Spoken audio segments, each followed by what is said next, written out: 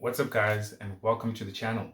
Today we're going to be talking about the iPhone 16s. I really wanted to give my opinion about the iPhone 16s even though they have been out for about 2 months. I really thought I should do this video and give my opinion on the iPhone 16s.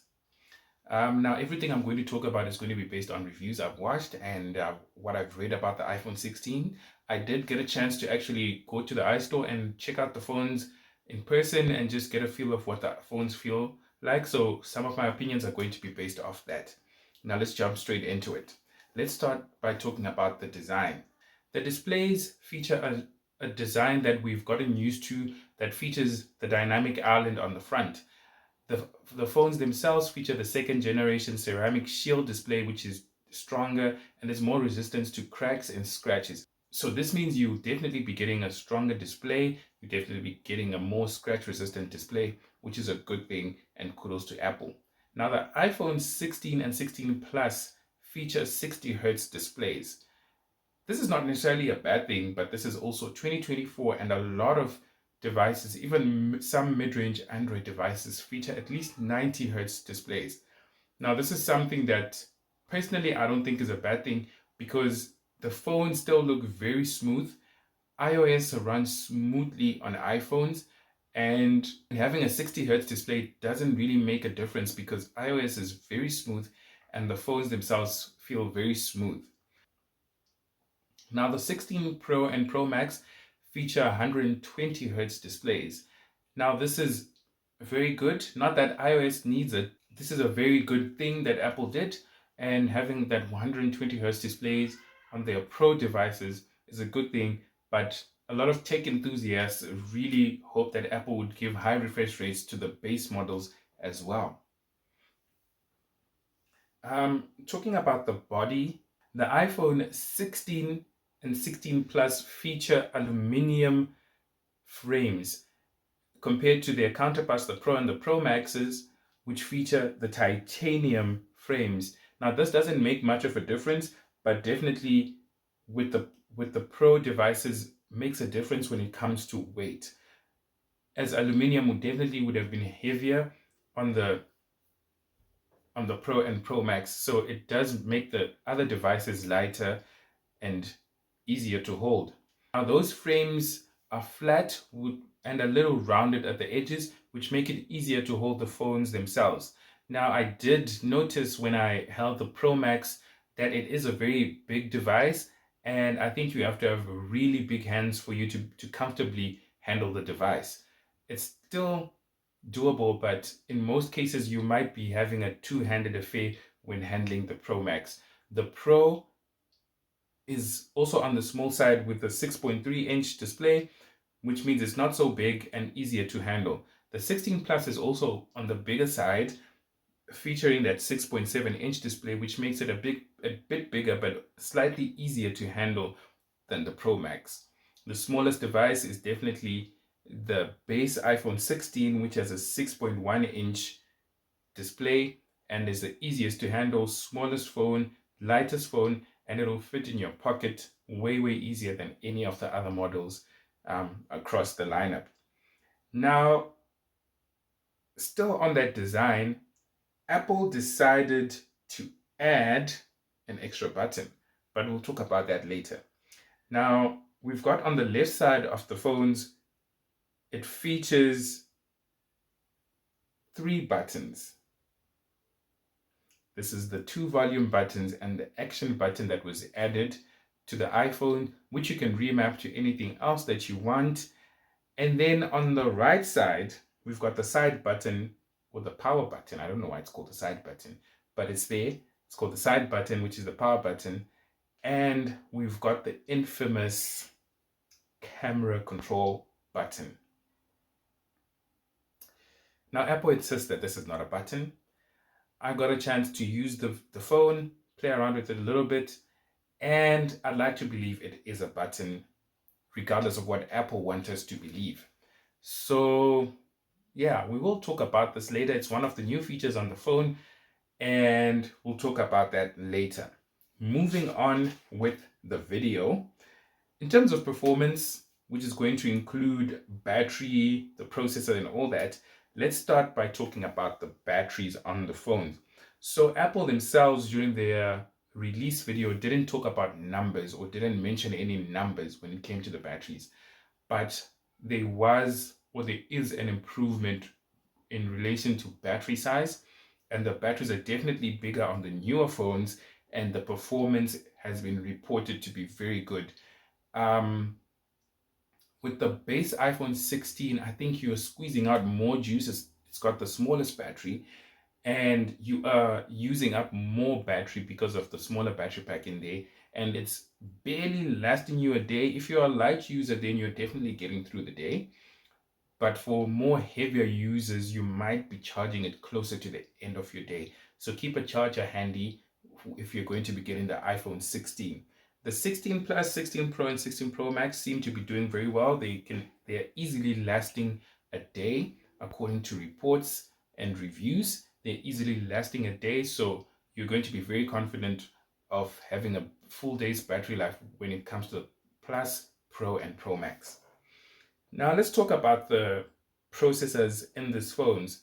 Now Apple have gone with the new A18 chip across the lineup as this is a departure from what they've been doing with the previous models, where the base iPhone would get the previous generation's chipset.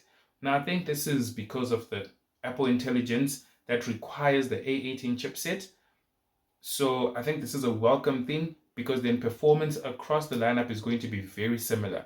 Now this A18 is paired with 8 gigabytes of RAM, and this is across the lineup as well, which is a very good thing. In terms of storage, the iPhone 16 and 16 Plus start from 128 gigabyte all the way up to 512 gigabytes. Now, 128 for some is too low, but in my opinion, it's enough if you're not going to be taking a lot of photos and videos or installing too many applications. So this is definitely going to be enough for a light user. The iPhone 16 Pro starts from 128 as well, all the way up to 1 terabyte, while the Pro Max starts from 256 all the way up to 1 terabyte. So, in terms of features, the iPhone lineup generally doesn't bring too many features.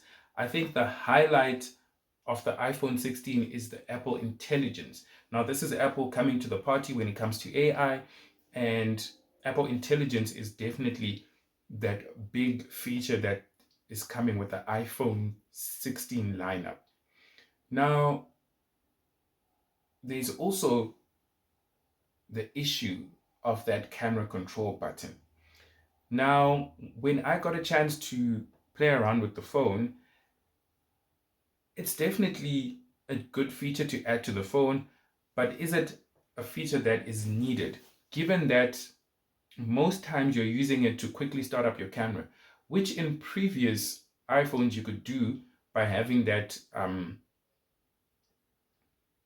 by having by sliding to the left or having it as a shortcut on your lock screen. So this is definitely, there was no real need for Apple to include that. But again, it's a welcome feature. And this is also something that's going to make use or take advantage of that Apple Intelligence. So I get it. Apple had to add that as the new phones really didn't come with a bunch of new features. So I think Apple had to go with the camera control. It's a good addition. Um, the positioning as well is not so good. I think they could have positioned it lower, given that you'll be using it more in landscape. So it is a bit, the positioning is a little off, and in my opinion, they could have done better. And this is something they could actually improve on in the next generation of iPhones. You will notice that it takes time to learn how the button functions because there's like a half press and then there's a full press to take a photo and all that. So it is going to take a lot of learning, and I think this is something that a lot of iPhone users will have to get used to. In portrait mode, that button really is going to disturb you taking photos, and you might just want to use the on-screen shutter button.